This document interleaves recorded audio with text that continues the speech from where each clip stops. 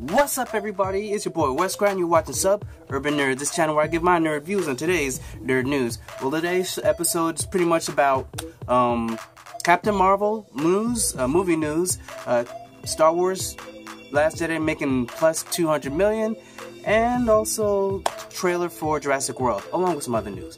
But first, I'm gonna jump into the box office weekend report, and I'll start from 1 to 5. Coming in first place is Coco, Disney's or Pixar's Coco, coming in at 49 million for the 3-day weekend. For the 5-day weekend, it's at $71.2 million. Coming in at number 2 is Justice League, making 40.7 million for the 3-day weekend, making 59.6 million for the 5-day weekend, with a domestic total of 171.5 million in the 10 days that it's been out. We've got Wonder that came in at 32.2 million. It's shy of 70 million for the 10 days it's been out. In fourth, we've got Thor Ragnarok coming in with 25 million, which still ain't bad. It's still up there making that money. In the 5th place, we've got Daddy's Home 2 coming in with 18.6 million, with a domestic total of $72.6 million for the weekend. Well, I already told that I've seen Justice League. I'm not gonna put out a review of it until I see it again. So, like, a friend wants to see it, so I figure I'd see it one more time, and I'll kind of get a better understanding, because I did appreciate it, but now I'm gonna go in there and just like try and see if I can catch everything, you know. But for all in all, like Coco, I'm hearing great things about it. I'm hearing Coco is like one of those challenges where try and see if you don't cry through the movie, because it's gonna try and do it, tear at your heartstrings, and I'm hearing really great things. Like, it's gonna be, I'm hearing this as far as Oscars, it's won. That's what people are saying for Coco. Wonder, I'm hearing good things about that too. Thor Ragnarok, everyone knows I just love that movie. I think it should be nominated for Oscars for Best Comedy of the Year. No, I think it actually should win for Best Comedy of the Year. And Daddy's Home, don't really care. I haven't seen it, but I definitely plan on seeing it, because I did like Daddy's Home, the first one. And I also need to see Bad Moms Christmas, because I did like the first Bad Moms movie as well. But that's pretty much it for the box office weekend. Next, we're gonna jump right into the first nerd news, and it's the original Mar-Vell is gonna be in a Captain Marvel movie, and Jude Law is in negotiations to talk. Well, Variety reports Jude Law is in negotiations to join Brie Larson, Samuel L. Jackson, and and he's gonna be the Dr. Walter Lawson, aka Captain Marvel or Mar-Vell, and becomes a mentor to Carol Danvers as she figures out her powers. Captain Marvel is set to hit theaters on March 8, 2019. Also, Ben Mendelsohn is in the movie to play the Skrull Commander. Well, as far as I feel about that, with the main story is actually Jude Law, because Jude Law, if you don't know, is a great actor. He does that fine line of playing, like, he can play a really bad guy, or he could play like a badass. Like movies that you probably, if you don't know who Jude Law is, he's Watson in Sherlock Holmes, with the Robert Downey Jr. movie. He's Watson. Also, he was in King Arthur. He was, if you saw the King Arthur movie with I forget his name, the most recent one, he was the evil king. Also, one of the movies that like people don't talk about it that much that I love, it's a Repo Man. Like, he was a badass in Repo Man. He definitely kicked ass in that. He was in other movies like Rise of the Guardians. Probably he did the voiceover with that, whatever. But for the most part, those are the movies. Like the Sherlock Holmes franchise is the one that a lot of people might know him from the most, because you see his face, whatever, and you know, he's playing that character. But Jude Law he was actually up to play a role of Superman, and I forget, not the one with Henry Cavill, but there was another Superman supposed to be made, but it never happened. But yeah, Jude Law, he's a great actor, and I definitely think he's going to be a great addition to Captain Marvel. And Captain Marvel, if you don't know, is going to be taking place, I think, in the 80s. And Samuel L. Jackson's character, you know, Nick Fury, is going to have both his eyes, and they're going to be tapping into the Skrull and the Kree War. If you don't know, Carol Danvers, she becomes Captain Marvel. She gets her powers from Mar-Vell. so in like an accident, so it kind of residual energy goes into her. So it's kind of a duh. Like me myself already knew that Captain Mar-Vell was gonna be in the Captain Marvel movie, because you can't have Captain Marvel without Mar-Vell. Like, I don't know, it wouldn't make any sense if you tried to steer away from the lore. So as far as that goes, definitely definitely like the fact that they're gonna have Captain Marvel, and they're gonna have him as a doctor, actually. So I'm definitely looking forward to that. The movie, like I said, I can't wait for that movie to come out 2019. It just seems a little far, but even though it's the end of 2017 now, so that makes it only 2 years. But I definitely want to see that Captain Marvel movie. After seeing what they did with Wonder Woman, I'm definitely looking forward to seeing another strong role for a female character. But that's as far as I can say for this that nerd news. Next on a nerd rundown, according to reports from THR, analysis predict that Star Wars: The Last Jedi will open above 200 million. Even though, like, if you don't know, The Force Awakens opened at 248 million. Now, as far as with the opening at 200 plus, I definitely think it's possible. As far as it beating the Last Awakens, that's not happening. Like, a lot of movies try and hope to, surpass the first one. This is a case where it can't. It can't, for the simple fact that it was like the perfect storm for the Force Awakens to make as much money as it did, because everyone was craving for the reboot. Because after Disney bought Star Wars from Lucasfilms, everyone was like, what's going to happen? And then they just started pumping out like things like as far as lore. They made everything canon from now on.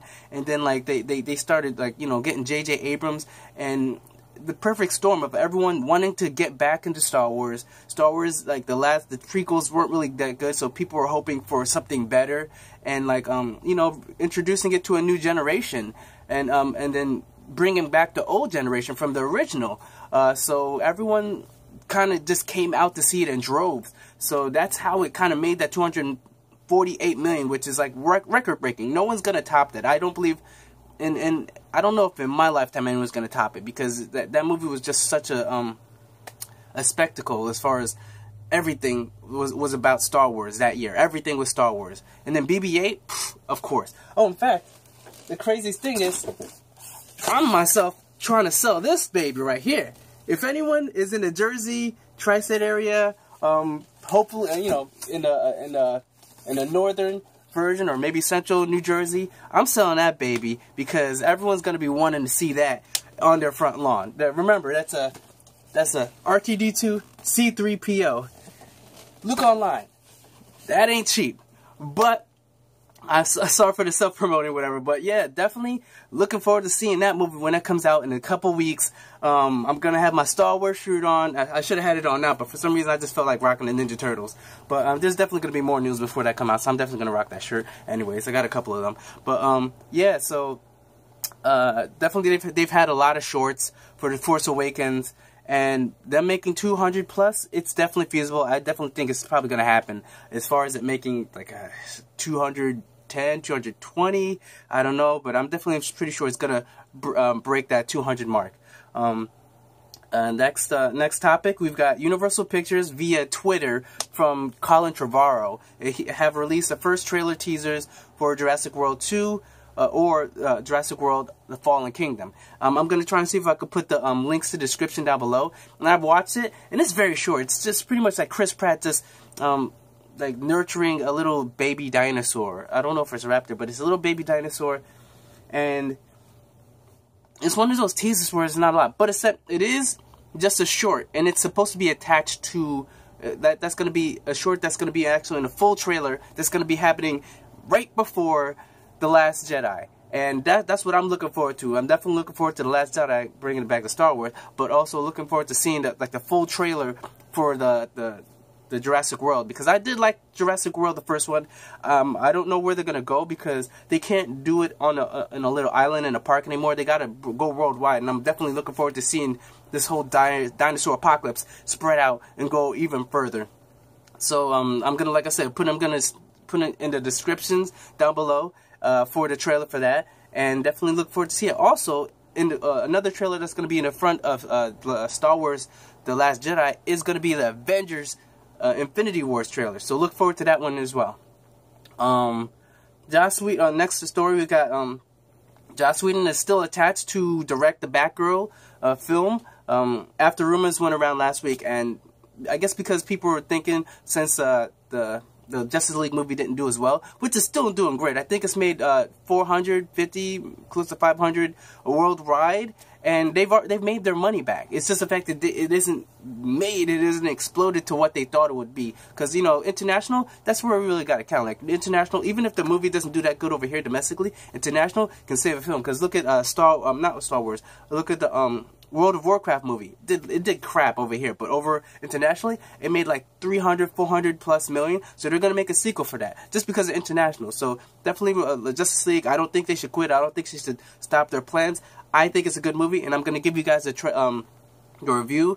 And I don't know, maybe I'll like I said, put a notation there over there when I get it on for anyone that's watching the video film later on after this day, Monday after Thanksgiving. But other than that, yeah, I definitely look forward to seeing what Joss Whedon could do with another strong black female superhero character like he did with Buffy the Vampire Slayer. And with Batgirl, I don't know if it's going to be in the DCU universe, but definitely look forward to see what he does with it. Next, we've got we have the trailer for Season 5 of the Agents of S.H.I.E.L.D., and it's going to be taking place in space, and it's going to be, I'm wondering if it's going to be sort of like, it's like a Star Trek kind of thing, or like Stargate Atlantis, the last one that they had where they travel out. But it's going to be basically them in a ship. Maybe even what's that series with Joss Whedon? Fire something like I forget what the name. But regardless of the fact, I'm definitely looking forward to seeing in Season 5. It looks fun. It looks like it's going to be something crazy. But I hope it keeps our interest the whole season through, because they're doing these little sections of like little plot stories. Like I don't know if they're going to continue that from last season, but I definitely liked what they did last season. So but definitely looking forward to seeing Agents of S.H.I.E.L.D. Like I said, I'll put the description down in the description, the link down below for this trailer. Next, we've got Mar-Vell's Runaway premiered. It's a Hulu series from Mar-Vell about these kids who they find out their parents are evil villains and they have powers themselves, and then they take down their parents, whatever. And that's what the series is about. I haven't seen it myself, but I definitely got to catch up on it. I'm definitely going to try and see if I can at least check out the first episode. There's only 3 so far, so I'm going to see how that works out. But if anybody that wants to check it out, it's definitely out there on Hulu, or there's other kind of, you know, not saying, you know, there might be illegal-ish apps that will allow you to watch the first 3 episodes. But hey, I'm not telling you to do it, but if you're going to do it, thank me. But next on the topic, we got CW's Crisis crossover starts tonight, and it's the trailer. Like I said, I'm gonna put in the description down below the trailer for where Earth 53 or Earth X attacks the DC CW universe, and basically it's like Red Sun kind of idea where like Supergirl is evil or Russian or like Nazi or something like that. Well, definitely looking forward to seeing this, but except the thing is I can't see it because I haven't been caught up with all the other shows. I just started catching up on this on the Flash, and that was like 6 episodes. So that means I gotta watch like 6 or 7 episodes for all the other shows, and oh my god, I just don't know. But I'm gonna try and see if I can check it out. Everybody else, if you've already been caught up, enjoy the crossover like I did last year. I've just been so busy this year on a new job and like starting this YouTube channel. It's just been a lot. But thank you for tuning in. And that's pretty much what I have for today. So remember to like, to share, tell your friends, talk in the comments. You have anything, any rebuttal, any type of information, any comments you want to tell me, any questions you have for me, just just comment down below. And remember to like I said, like, share, tell all your friends. Remember to subscribe here. Check out the last episode for Nerd News, and check out the playlist. So remember, I'm Wes Grant. You've been watching Sub Urban Nerd, and you've just been nerdified. Catch you guys tomorrow.